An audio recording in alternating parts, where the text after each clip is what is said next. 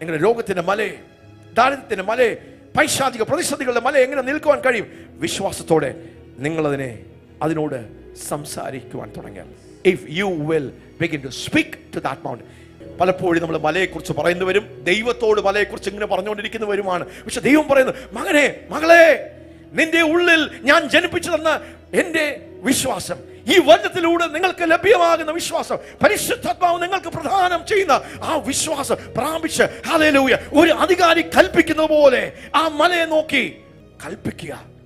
Speak to that mountain. Command. Speak എന്ന് പറയുമ്പോൾ സംസാരിക്കുക മാത്രമല്ല, കൽപ്പിക്കുക എന്ന് പറയാ. കൽപ്പിക്കുക. രോഗമേ, യേശുവിന്റെ നാമത്തിൽ വിട്ടുമാറ്. പൈശാചിക രോഗബന്ധനമേ, യേശുവിന്റെ നാമത്തിൽ. ദുരാത്മബാധകളെ, യേശുവിന്റെ നാമത്തിൽ.